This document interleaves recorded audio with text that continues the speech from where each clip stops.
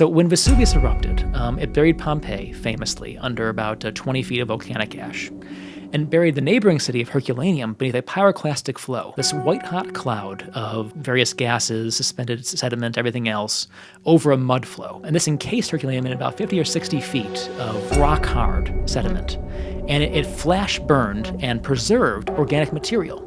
So we have doors, we have shingles, we have all kinds of things that have survived nowhere else outside Egypt. And we have an entire library that was preserved in this villa outside the town. And there are hundreds of scrolls that were discovered, some of them partially unwrapped, kind of inexpertly, over the past couple hundred years. So there's now an initiative underway, this Vesuvius challenge, to use high-resolution scans of these scrolls and AIs that can read the different resonances, the different signatures inside these scrolls, to determine where there's ink, like the slight thicknesses in the papyrus itself, and virtually unwrap and read them without having to actually, hack away at the charcoal that is the scroll itself.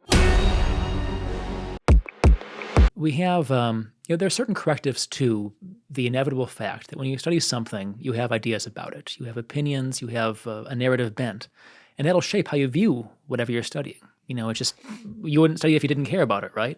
And so we can't be objective as humans. We try and remove ourselves from the equation, but we can't entirely. There's that historian-shaped hole in the evidence wherever you're going. And so, but the corrective to that is that, well, first of all, in the sources, we're trained to know the languages themselves, Latin and Greek in this case. And so we get, as far as our competence allows, to the original meaning of the text we're reading. And we're working in a community of scholars who can review our work, who have the same expertise we do, and can, at least in theory, check our work. So it's not quite like mathematics where you can do a proof or something. But, someone can read what you're reading, if your footnotes are good enough, and they should be, and say, okay, here's where he's taking this idea from. I agree, or I don't. So even though you can never quite remove the historian-shaped void, you can make it editable, I would say. And so, it will change our idea of the past. Not so much new information coming in. There'll be some of that. We'll find new papyri from Egypt. There's the Herculaneum papyri, the ones from that were buried by Vesuvius, that library. A quick aside on that then. Please, yeah. So I'm one of the advisors to this thing called the Vesuvius Challenge.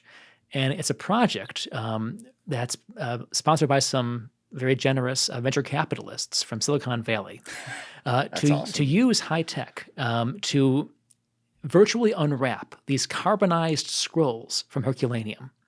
So when Vesuvius erupted, it buried Pompeii famously under about 20 feet of volcanic ash, and buried the neighboring city of Herculaneum beneath a pyroclastic flow, this white-hot cloud of various gases, suspended sediment, everything else, over a mud flow.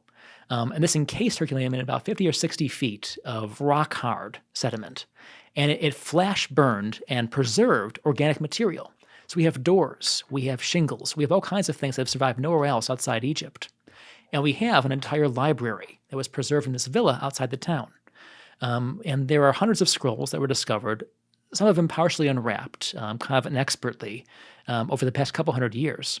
But there's now an initiative underway, this Vesuvius challenge, to use high-resolution scans of these scrolls and AIs that can read the different resonances, the different signatures inside these scrolls, to determine where there's ink, like the slight thicknesses in the papyrus itself, and virtually unwrap and read them without having to actually, hack away at the charcoal that is the scroll itself.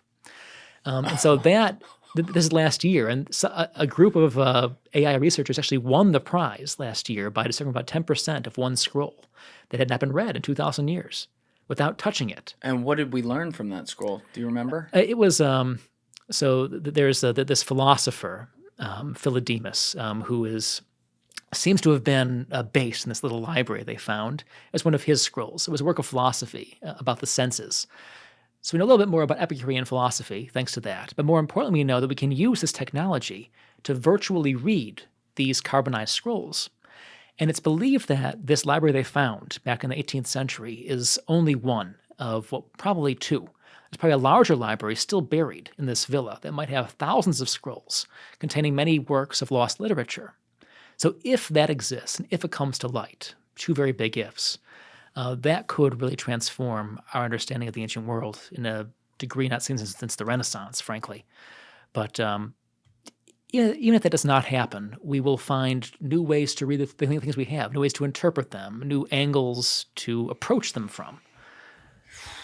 So things will change, and it's a good outlook to have that things are not set in stone. It's always a fluid text, the ancient history. But, we have our tools that work pretty well to decipher what went on in the past. And as long as we use those tools responsibly, we'll keep uncovering new stuff. People talk about future technology, though, on which is what you're getting at right here. But we'll go to the most wild realms and say, like, oh, time travel and shit like that, which obviously would answer a lot of questions if you just go back and take a look yourself. It certainly would. Right? But AI, like, it's almost like we skip over that and don't think about, and it's hard concept of what this would be, but AI effectively could almost be like the middle ground to that void, where it's not like you literally time travel back there, but AI is able to use skills like the one you just laid out, as well as like infinite rounds of data permutations to determine probabilities on things and fill in blanks that allow you to basically go like, oh, if this, then, oh, yeah, that. Right. It might get really weird out here. I saw that there was a group. It was a listener of the show was working with a couple guys. This is probably a year and a half ago, where they were trying to develop, and I think it was like just a little bit too early to work on it because AI is still like on the precipice here, but they were trying to develop an AI that essentially could do beyond even what you're talking about, which is actually show us what it was. And I don't know how that would work or whatever, but that would be, I mean, we might be having this conversation 10 years from now, watching some weird shit on the screen while we're doing it and breaking it down. It's quite possible. I mean, if, they need to refine some methods still with the Vesuvius challenge, but if they get there, I mean, you could suddenly have huge amounts of literature that's been lost since the Dark Ages coming online and being accessible to us again. So, even though our field has a reputation in the classics of being fossilized pretty much, of going over the same old ground again and again, and that's justified to some degree. Sure. There is a lot of growth and a lot of exciting new stuff happening. So, I'd say that people should keep an eye out, that there's much more to learn.